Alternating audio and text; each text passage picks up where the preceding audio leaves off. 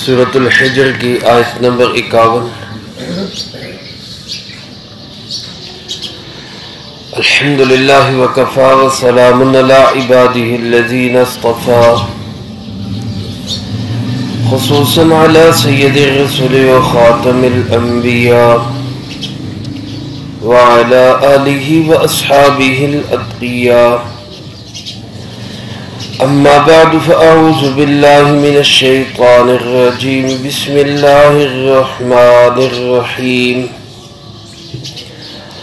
ونبئهم عن ضيف إبراهيم إذ دخلوا عليه فقالوا سلاما قال إنا منكم وجلون قالوا لا توجل إنا نبشرك بغلام عليم قال أبشرتموني على أن مسني الكبر فبم تبشرون قالوا بشرناك بالحق فلا تكن من القانتين قال ومن يقنط من رحمة ربه إلا الضالون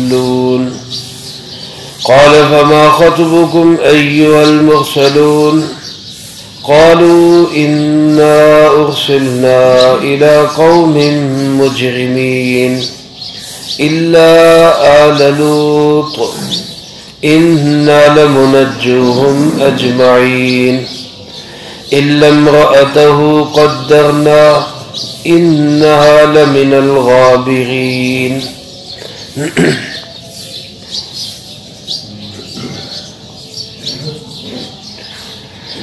وَنَبِّئْهُمْ عَنْ ضَيْفِ إِبْرَاهِيمَ، اور پاک پیغمبر صلی اللہ علیہ وسلم ان کو آگاہ فرما دیجئے حضرت ابراہیم علیہ السلام کے مہمانوں کے بارے میں۔ اذ دخلوا علیہ، جب وہ ان کے پاس حاضر ہوئے، فقالوا سلاما، اور انہوں نے سلام کہا۔ قال انا منکم وجلون، ابراہیم علیہ السلام نے فرمایا بے شک میں تم سے خوفزدہ ہوں۔ قالوا لا توجل، انہوں نے کہا آپ خوفزدہ مت ہو، انا نبشرک بغلام علیم، بے شک ہم خوشخبری دیتے ہیں آپ کو ایک علمدار لڑکے کی۔ قال ابشرتمونی، ابراہیم علیہ السلام فرمانے لگے کیا تم مجھے خوشخبری سناتے ہو علی ان مسنی الکبر، جبکہ مجھے بڑھاپا پہنچ چکا، فبم تبشرون، پھر کس چیز کی تم مجھے خوشخبری سناتے ہو؟ قالوا بشرناک بالحق، وہ کہنے لگے ہم آپ کو بشارت دے رہے ہیں حقیقت کی، فلا تکن من القانتین، فساد مت ہو وہ مایوس ہونے والوں میں سے۔ قال ومن یقنط من رحمت ربہ، حضرت ابراہیم علیہ السلام فرمانے لگے کون مایوس ہو سکتا ہے اپنے رب کی رحمت سے، الا الضالون، سوائے گمراہوں کے۔ قال فما خطبکم ایھا المرسلون، پھر فرمایا کیا شان ہے تمہاری اے بھیجے ہوئے؟ قالوا انا ارسلنا الی قوم مجرمین، وہ عرض کرنے لگے بے شک ہمیں بھیجا گیا ہے ایک مجرم قوم کی طرف، الا آل لوط، سوائے آل لوط کے، انا لمنجوہم اجمعین، ہم ان سب کو نجات دیں گے، الا امرأتہ، سوائے ان کی اہلیہ کے، قدرنا، جس کے بارے میں ہم طے کر چکے، انہا لمن الغابرین، کہ بے شک وہ پیچھے رہ جانے والوں میں سے ہے۔ اس سے پہلی آیات مبارکہ میں اللہ رب العزت نے اپنی دو شانیں بیان فرمائی، شان رحمت بھی، شان غضب بھی۔ نبی عبادی انی انا الغفور الرحیم، میرے بندوں کو بتا دیجئے، آگاہ کر دیجئے، میں بہت بخشنے والا، بڑا ہی رحم کرنے والا ہوں۔ وَأَنَّ عَذَابِي هُوَ الْعَذَابُ الْأَلِيمُ، اور اس بات سے بھی آگاہ کر دیجئے کہ میرا عذاب بڑا ہی دردناک عذاب ہے۔ اگلی آیات مبارکہ میں اللہ پاک نے اپنی انہی دو شانوں کا اظہار ایک واقعہ کے سلسلے میں کیا ہے۔ حضرت سیدنا ابراہیم علیہ السلام جو اللہ کے خلیل ہیں اور جلیل القدر انبیاء علیہ السلام میں ان کا شمار ہوتا ہے، ان کے بعد جتنے بھی انبیاء علیہ السلام تشریف لائے سارے انہی کی نسل میں آئے۔ خود جناب محمد کریم صلی اللہ علیہ وسلم بھی حضرت ابراہیم علیہ السلام کے خاندان سے، آپ کے بیٹے اسماعیل علیہ السلام کی اولاد میں سے۔ حضرت سیدنا ابراہیم علیہ السلام کا ایک طریقہ کار تھا، زندگی کا ایک دستور انہوں نے بنایا ہوا تھا کہ وہ مہمان کے بغیر کھانا نہیں کھایا کرتے تھے۔ کھانا ہمیشہ کسی نہ کسی مہمان کے ساتھ کھاتے، اور مہمان کا مطلب جاننے والا مہمان نہیں، بعض اوقات اجنبی مسافر کسی نہ کسی کو تلاش کر کے لاتے اور اس کو اپنے ساتھ بٹھا کے کھانا کھایا کرتے۔ 100 سال سے زائد عمر اس وقت ہو چکی تھی۔ ایک بیٹا اسماعیل موجود تھا جو مکہ مکرمہ کے اندر چھوڑ دیا گیا تھا۔ اس وقت اللہ پاک کی طرف سے فرشتے آئے، اور فرشتے آئے انسانی شکل میں۔ اللہ پاک جناب نبی پاک صلی اللہ علیہ وسلم کو فرماتے ہیں، میرے محبوب نبئہم عن ضیف ابراہیم، ان کو ذرا آگاہ کرو ابراہیم علیہ السلام کے مہمانوں کے متعلق۔ یہ مہمان ابراہیم علیہ السلام کے پاس بھی آئے، پھر یہی مہمان حضرت لوط علیہ السلام کے پاس بھی گئے۔ حضرت لوط علیہ السلام حضرت ابراہیم علیہ السلام کے ہی بھتیجے تھے، دونوں کا زمانہ ایک ہی ہے، اور حضرت ابراہیم علیہ السلام سے ہی الگ ہو کر اللہ پاک نے ان کو بھیجا اردن کے مشرقی علاقے میں، آپ وہاں جا کر تبلیغ کریں قوم سدوم کو۔ اس وقت یہی فرشتے، یہی ایک جماعت اللہ کی طرف سے رحمت اور بشارت بھی لے کر آئی، اور یہی جماعت جو ہے قوم لوط کے لیے عذاب بھی لے کر آئی۔ یہی اللہ رب العزت کی شان رحمت بھی ہے، شان غضب بھی ہے۔ ایک طرف رحمت اتر رہی، ایک طرف اللہ کی نعمت آ رہی، اور دوسری طرف اللہ کی طرف سے عذاب آ رہا۔ اسی کا فرمایا میرے ان بندوں کو بتائیے، اپنے ان امتیوں کو بتائیے کہ میری شان رحمت بھی بڑی عجیب ہے اور میرا شان غضب بھی بڑا ہی خوفناک ہے۔ اللہ ہم سب کو اپنی رحمت کا امیدوار رہنے کی توفیق نصیب فرمائے۔ تو فرشتے آئے حضرت ابراہیم علیہ السلام کے پاس، انسانی شکل میں آئے۔ اذ دخلوا علیہ، جب ان کے پاس حاضر ہوئے، داخل ہوئے، فقالوا سلاما، تو انہوں نے سلام کہا۔ میرے محترم دوستو، ہمیں اسلام نے جو لفظ سکھایا ہے، کہیں ہم جائیں، کوئی ہم سے ملے، کسی کو ہم فون کریں، کسی کے ساتھ ہماری پہلی ملاقات ہو، تو سب سے پہلا جو لفظ ہم بولے وہ السلام علیکم، السلام علیکم ورحمۃ اللہ، یا السلام علیکم ورحمۃ اللہ وبرکاتہ، یہ 3 لفظ تک ہے۔ اس پہ جو آخرت کے فائدے ہیں وہ تو بہت زیادہ فائدے ہیں، بہت سے فوائد ہیں۔ جناب نبی پاک صلی اللہ علیہ وسلم نے ایک موقع پہ صحابہ اکرام رضی اللہ تعالی عنہم اجمعین تشریف فرما تھے، ان کے سامنے فرمایا لن تدخلوا الجنت حتی تؤمنوا، تم لوگ ہرگز جنت میں نہیں جا سکتے جب تک ایمان والے نہیں بنو، ایمان کے بغیر جنت میں داخلہ نہیں ہو سکتا۔ اور فرمایا وَلَن تُؤْمِنُوا حَتَّى تَحَابُّوا، ہرگز تم ایمان والے بھی نہیں بن سکتے جب تک کہ تم آپس میں محبت نہیں کرو گے، آپس کے اندر ایک دوسرے کے ساتھ جب دلی اور محبت کا تعلق نہیں ہوگا ایمان والے نہیں بن سکتے۔ پھر فرمایا اولا ادلکم بشیء اذا فعلتم حاببتم، کیا میں تمہیں ایک ایسا کام بتاؤں اگر تم اس کام کو کرو تو تمہیں آپس کی محبت حاصل ہو جائے۔ آپس کی محبت حاصل ہوگی تو ایمان حاصل ہوگا، اور ایمان حاصل ہوگا تو جنت ملے گی۔ تو صحابہ نے عرض کی جی ضرور ارشاد فرمائے۔ تو جناب نبی پاک صلی اللہ علیہ وسلم نے جو عمل بتایا وہ میرے اور آپ کے لیے بھی ہے، صرف صحابہ کے لیے نہیں، قیامت تک آنے والے آخری انسان کے لیے۔ آج ہمارے دلوں سے نفرتیں، کینے، بغض گھر سے لے کر وطن تک اور وطن سے لے کر پوری دنیا تک ختم ہو سکتے ہیں اگر ہم اس نبوی نسخے کو اپنی زندگی کا حصہ بنا۔ تو آپ نے کیا عمل ارشاد فرمایا؟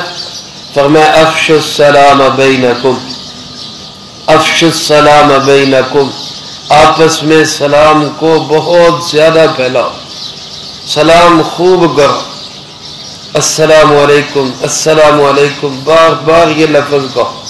اس سے محبت حاصل ہوگی، محبت سے ایمان حاصل ہوگا، اور ایمان سے جنت ملے گی۔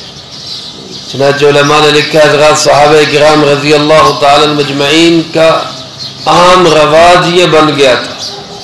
بہت ساری چیزیں رواج میں نہ ہونے کی وجہ سے ان پہ عمل مشکل ہو جاتا ہے، حالانکہ وہ دین کی چیزیں، وہ اسلام کی چیزیں ہیں، لیکن رواج نہیں ہے اس لیے عمل نہیں ہو پاتا۔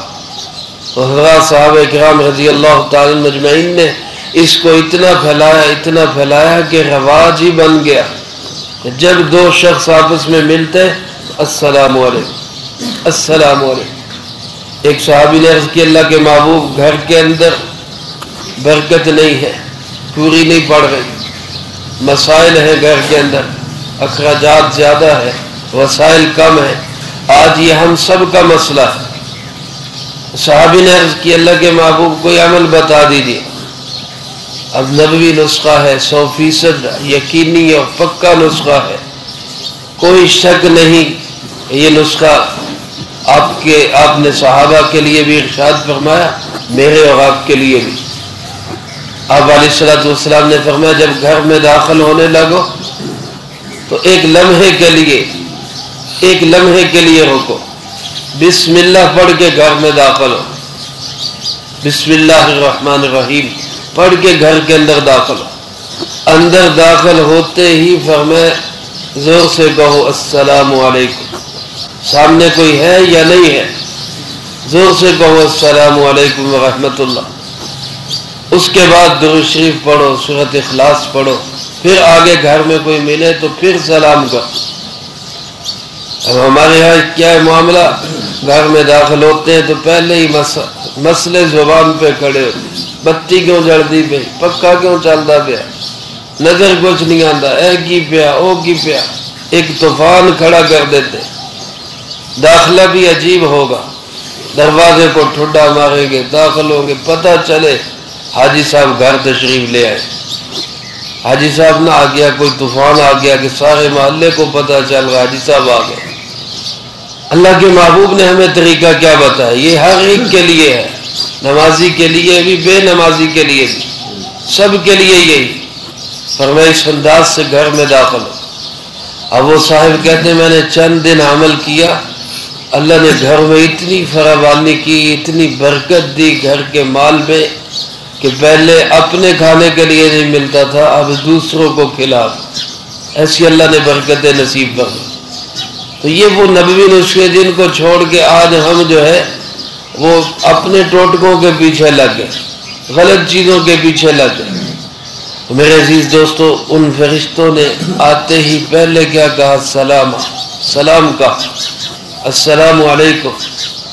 اب اس میں اظہار ہے میرا تعلق اللہ کے ساتھ ہے، کیونکہ میں اللہ کا نام لے رہا ہوں، السلام اللہ کا نام، اس میں اظہار ہے اس بات کا، السلام میری طرف سے آپ کا مال بھی سلامت، آپ کی جان بھی سلامت، نہ میں آپ کے مال کو کوئی نقصان دوں گا، نہ میں آپ کی جان کو کوئی نقصان دوں گا۔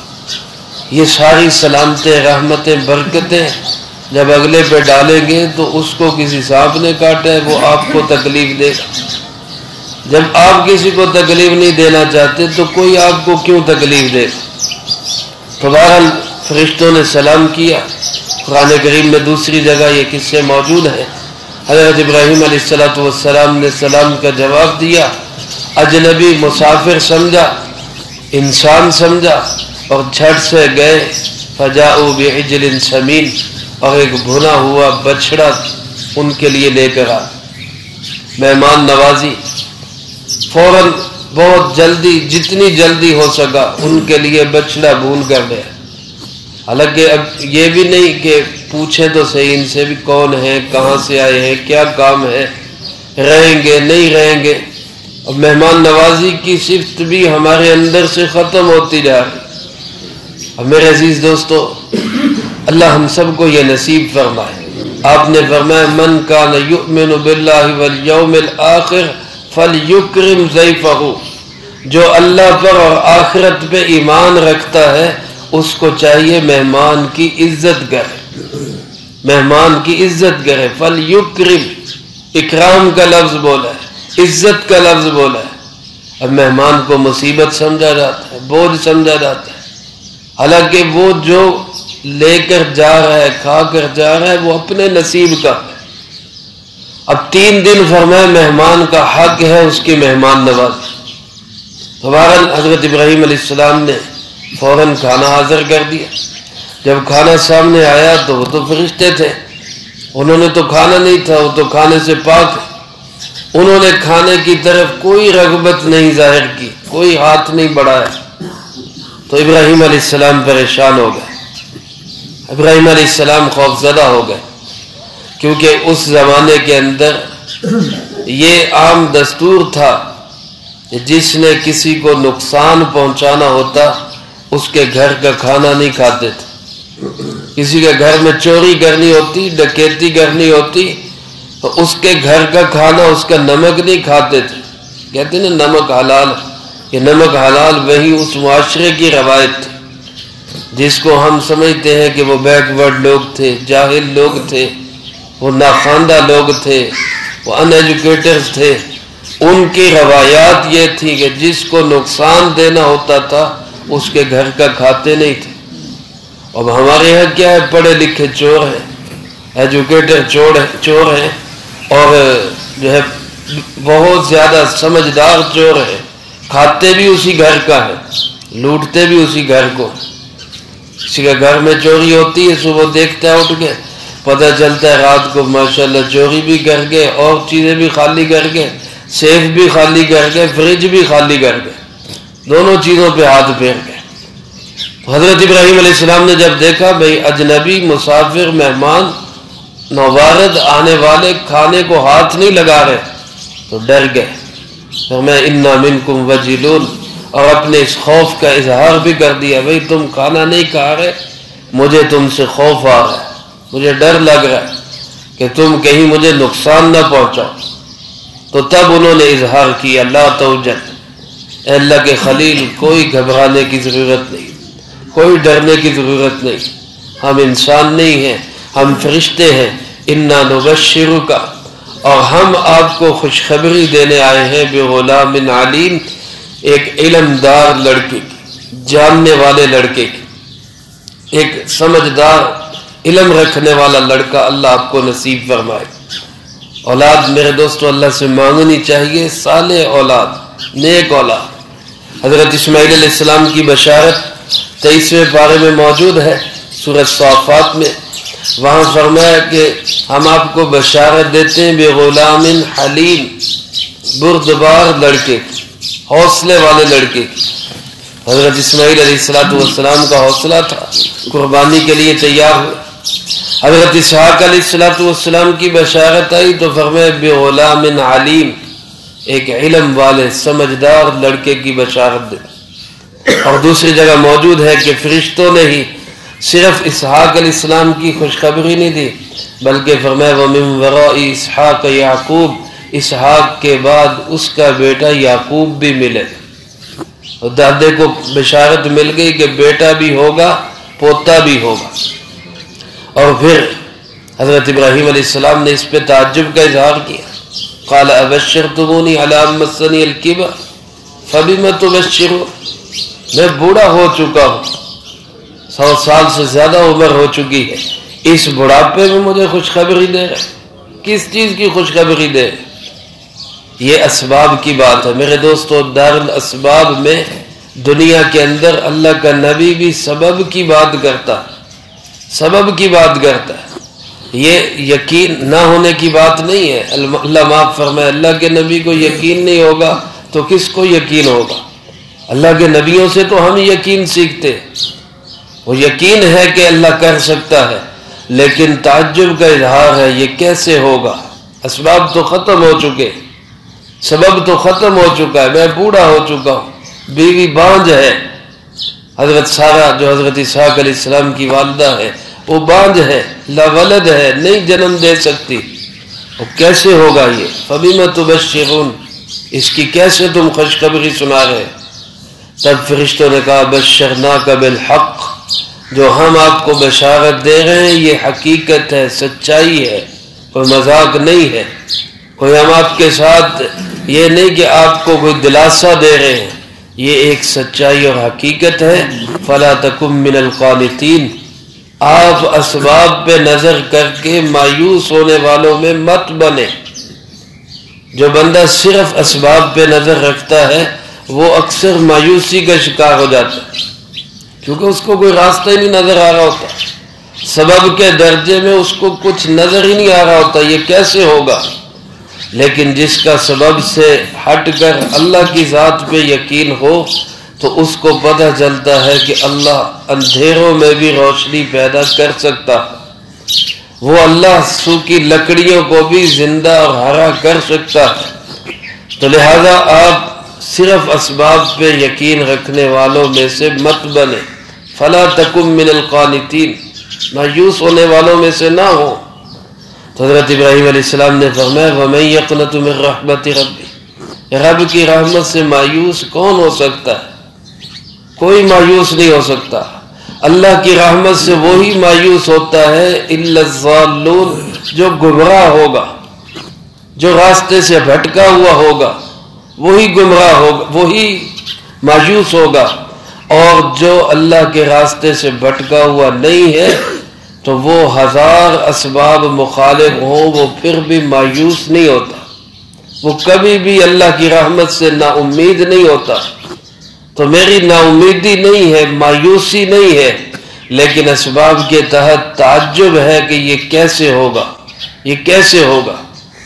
بہرحال بات ہو گئی، حضرت ابراہیم علیہ السلام فراست سے سمجھ گئے کہ فرشتوں کی جو جماعت آئی ہے، علماء نے لکھا ہے 10 فرشتے تھے اور ان میں جبرائیل اور میکائیل علیہ السلام بھی تھے۔ تو ابراہیم علیہ السلام اپنی فراست سے سمجھ گئے کہ صرف بشارت دینے کے لیے اتنے فرشتے نہیں آ سکتے، بشارت ہی دینی تھی تو وہ تو اللہ خواب میں بھی دے دیتے، کسی ایک فرشتے کے ذریعے بھیج دیتے۔ یہ جو 10 آئے ہیں کسی بڑے کام کے لیے آئے ہیں۔ چنانچہ پھر ان سے پوچھا فما خطبکم ایھا المرسلون، تمہاری شان کیا ہے، آئے کس لیے ہو، تمہیں بھیجا کس لیے گیا؟ ایھا المرسلون، اس لفظ سے پتہ چلتا ہے کہ تمہیں بھیجا گیا تو کس لیے بھیجا گیا؟ تب فرشتوں نے بتایا انا ارسلنا الی قوم مجرمین، ہمیں ایک مجرم قوم کی طرف بھیجا گیا، مجرم قوم کی طرف بھیجا گیا، اور وہ مجرم قوم کون ہے؟ وہ لوط علیہ السلام کی قوم ہے۔ دوسری جگہ قرآن پاک میں موجود ہے، جب فرشتوں نے یہ کہا کہ ہم قوم لوط کی طرف آئے ہیں تو ابراہیم علیہ السلام کو فوراً تشویش ہوئی اور فرمایا ان فیہا لوطا، اس میں تو میرا بھتیجا لوط بھی ہے، اس کا کیا بنے گا؟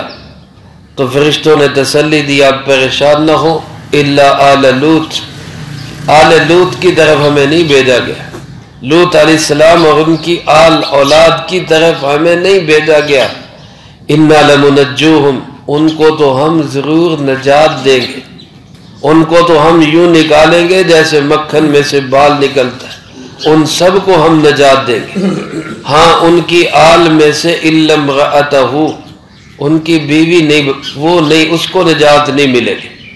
یہ دوسرا استثناء ہے۔ پہلا استثناء عذاب سے ہے، عذاب سے استثناء ہوگا آل لوط کو، اور آل لوط کی نجات سے استثناء ہے ان کی بیوی کو کہ اس کو نجات نہیں ملے گی۔ اس سے یہ بھی پتہ چلا کہ آل کے اندر بیوی داخل ہوتی ہے، اہل بیت میں ازواج داخل ہوتی ہیں۔ اگر ازواج اور بیوی جو ہے اہل بیت میں داخل ہی نہ ہو تو اس کو یہاں نکالنے کی ضرورت ہی نہ ہوتی۔ فرمایا آل لوط کو ہم نجات دیں گے سوائے اس میں سے ان کی بیوی کے، کہ حضرت لوط علیہ السلام کی بیوی وہ کافروں کی ساتھی تھی، قدرنا اس کے بارے میں طے ہو چکا، انہا لمن الغابرین، وہ پیچھے رہ جانے والوں میں سے ہوگی، اس کے اوپر وہی عذاب آئے گا جو قوم لوط پہ آئے گا۔ چنانچہ اگلی آیات میں اسی قوم لوط پہ آنے والے عذاب کا تذکرہ ہے۔ اب ایک ہی جماعت فرشتوں کی بشارت لے کے آ گئی، ایک ہی جماعت فرشتوں کی عذاب لے کر آ گئی۔ یہی اللہ کی شان رحمت اور شان غضب کا اظہار ہے۔ اللہ ہمیں اپنی رحمت کا امیدوار بنائے اور اپنے غضب سے بچنے کی توفیق نصیب فرمائے۔ جو کہا سنا اس کو زندگی میں لا کے دوسروں تک پہنچانے کی توفیق عطا فرمائے۔ ہمارے محترم بھائی رمضان صاحب لطیف چوک والے، ان کی والدہ کل انتقال فرما گئی تھی۔ اللہ کی شان دیکھیں، کل اس کے بھائی فوت ہوئے، یعنی بھائی رمضان کے ماموں، پرسوں رات فوت ہوئے، رات کے آخر میں۔ صبح فجر کے بعد بہن جو ہے وہ بھائی کی میت پر گئی کھڑلے والا میں، اور وہاں جا کے اس کے سرانے بیٹھی اور وہیں خود بھی دم دے دی۔ 11 بجے بھائی کا جنازہ ہوا، عصر کے بعد بہن کا جنازہ ہوا۔ میرے عزیز دوستو، یہ موت ہے، اللہ کے ہاں اس کا کوئی وقت اللہ کے ہاں طے ہمیں نہیں پتا۔ ہمارے بزرگوں میں حضرت مولانا عبد المجید صاحب کے روڈ پکا والے حکیم الاسلام گزرے ہیں، حکیم العصر رحمت اللہ علیہ، اللہ ان کی قبر پہ کروڑوں رحمت نازل فرمائے۔ کہ روڈ پکا میں چند سال پہلے بہت بڑا جنازہ ہوا، 50 سال سے زیادہ عرصہ بخاری شریف کا درس دیا، اور جب انتقال ہوا اس وقت بھی حدیث ہی علماء کو پڑھا رہے تھے۔ ایک میٹنگ میں علماء کو حدیث ہی سمجھا رہے تھے، وہ حدیث سمجھاتے سمجھاتے انتقال ہو گیا۔ دل کے عارضے میں مبتلا تھے۔ ایک دفعہ کراچی میں ڈاکٹروں کا پورا بورڈ بیٹھا کہ ان کی رپورٹس چیک کرے اور ان کو بتائے کہ ان کا علاج ہو سکتا ہے نہیں ہو سکتا، یہ کیا امید ہے کیا نہیں۔ تو پورے بورڈ نے بیٹھ کر جو طے کیا، بعد میں حضرت کو بلایا اور ان کو کہا کہ جی ہم آپ کو بڑے افسوس کے ساتھ یہ کہیں گے کہ بس آپ کا کسی بھی وقت آخری ٹائم آ سکتا ہے۔ آپ کی رپورٹس یہ بتا رہی ہیں کہ آپ کسی بھی وقت اللہ کے پاس جا سکتے ہیں۔ اور یہ سن کر حضرت ہنسنے لگے، ڈاکٹروں کے منہ کھلے رہ گئے کہ ہمارا بورڈ وہ ہے جب یہ کسی کو نو کہہ دیتا ہے تو لوگوں کے یہاں پیشاب نکل جاتا ہے کہ اب کہاں جائیں گے، یہ تو انہوں نے بھی نہ کر دی۔ اور یہ بابا جی ہنس رہے ہیں۔ فرمایا جو بات تم مجھے آج بتا رہے ہو یہ تو میں پچھلے 40 سال سے لوگوں کو بتا رہا ہوں کہ کسی بھی وقت موت آ سکتی، اس کی تیاری کرو۔ تم اتنی رپورٹیں دیکھنے کے بعد مجھے یہ بتا۔ تو بھائیو ہم سب کو اس کی تیاری کرنی ہے، اور اسے ان کی اماں جان کے لیے، ان کے ماموں جان کے لیے ایصال ثواب بھی کریں، دعا بھی کریں، اللہ دونوں کی بال بال مغفرت فرمائے۔ اللہم لک الحمد کما ینبغی لجلال وجہک وعظیم سلطانک، اللہم لا احصی ثناء علیک انت کما اثنیت علی نفسک، اللہم لک الحمد کما انت اہل، صلی علی محمد کما انت اہل، وافعل بنا ما انت اہل، فإنك أهل التقوى وأهل المغفرة۔ اللهم ربنا ظلمنا أنفسنا فإن لم تغفر لنا وترحمنا لنكونن من الخاسرين۔ اللهم ربنا تقبل منا إنك أنت السميع العليم وتب علينا إنك أنت التواب الرحيم۔ اے مولا کریم، بھائی رمضان کی والدہ کی، ان کے ماموں کی بال بال مغفرت فرما، اگلی تمام منزلیں ان کے لیے آسان فرما، کروٹ کروٹ چین سکون اطمینان نصیب فرما۔ اے مولا کریم، پسماندگان کو صبر جمیل نصیب فرما، ہم سب کو اپنے اپنے وقت پہ اچھی موت نصیب فرما، بری موت اور اس کے اسباب سے بھی اللہ ہماری حفاظت فرما۔ ربنا تقبل منا انك انت السميع العليم وتب علينا انك انت التواب الرحيم۔ صلی اللہ علی النبی الکریم۔